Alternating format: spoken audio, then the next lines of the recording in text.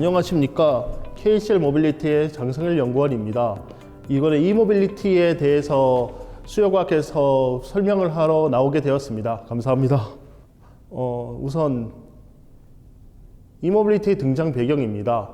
이모빌리티의 경우 현재 기후변화와 환경오염의 문제로 여러 가지 친환경 기술이 주목받는데 그러한 과정 중에서 전기차에 대해서도 주목을 많이 받게 되었습니다. 그리고 전 세계적으로 도심과 가중에 대해서 복잡성이 증가하고 있습니다. 즉 대도시가 많아지면서 도심 내에서의 혼잡 비용이 증가하고 있습니다. 그리고 도심 내에서 주차 문제나 여러 가지 문제 때문에 큰 차에 대한 불편함도 크게 늘어나고 있습니다. 그래서 전기를 사용해서 친환경을 하면서 작은 차들을 원하는 수요가 늘어나게 되었습니다. 그리고 옛날에 유럽 쪽에서는 지금은 전기차는 아니지만 조그만 소형 모빌리티들이 많이 있었던 시절이 있었는데 그러한 모빌리티가 전기로 등장한 것과 비슷하고 보면 되시겠습니다. 그리고 인구 구조도 변화했습니다. 예전에 1인 가구와 고령 인구가 증가하였습니다.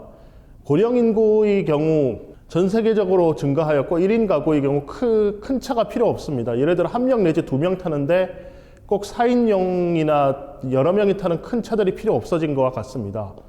또한 현재 에너지 위기가 발생하였습니다.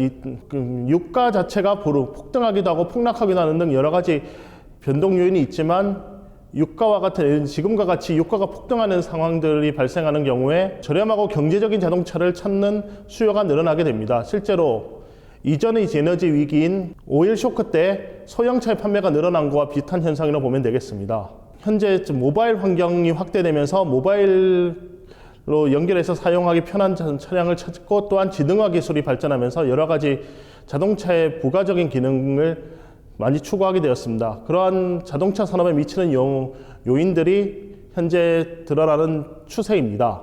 자동차 회사들 입장에서는 그러한 상황에 대해서 어떠한 혁신 과제를 가지고 있는가에 대해서 파악하게 되었고 친환경화, 지능화 그리고 멀티모달화라는 과제를 짊어지게 되었습니다.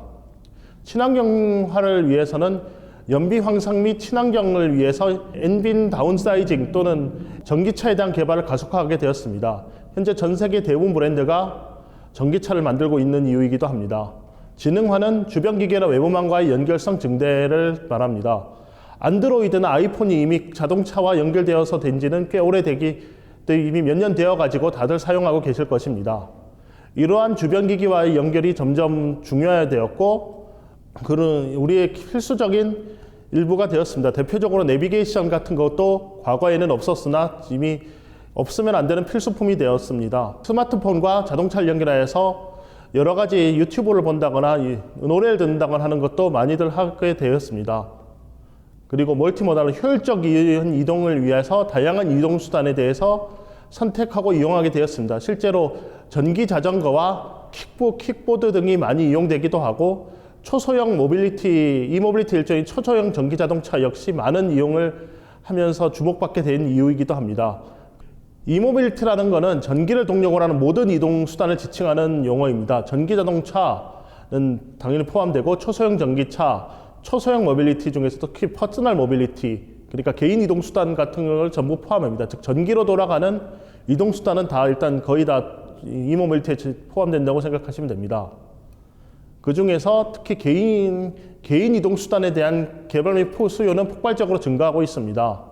이러한 개인 이동 수단에 대해서 폭발적으로 증가하는데 이러한 개인 이동 수단의 경우에는 단거리 및 개인적인 이동 수단을 하고 있습니다. 전기 자동차, 전기 모터사이클 아니면은 킥보드 등 여러 가지를 볼 수 있습니다.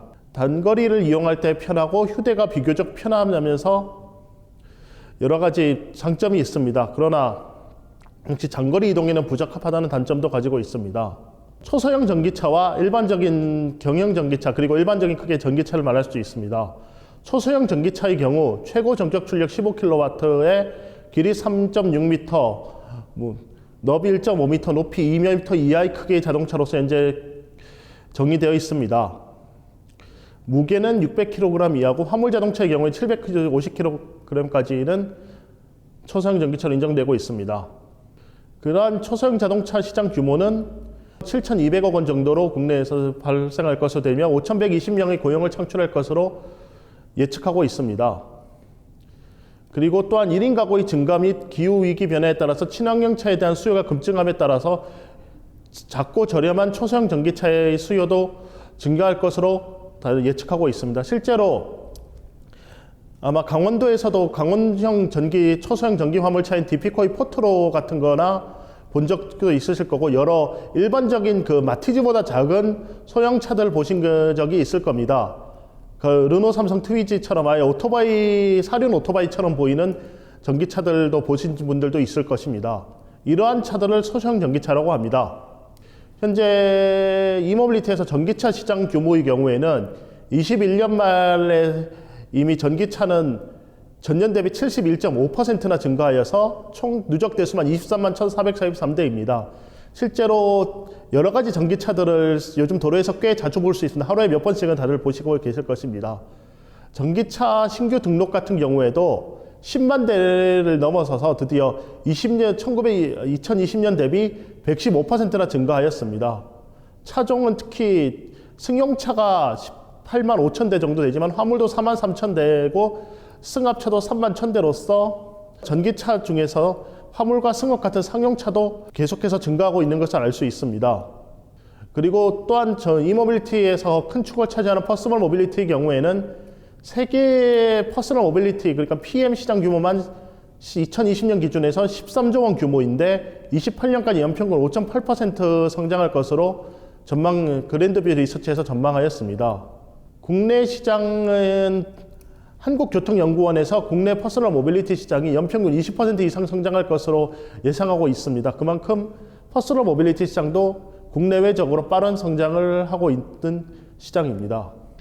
이번 시간에는 이모빌리티의 정의와 이모빌리티 특성, 종류에 대해서 알아보았습니다. 다음 시간에는 이모빌리티 종류와 현황에 대해서 알아보겠습니다.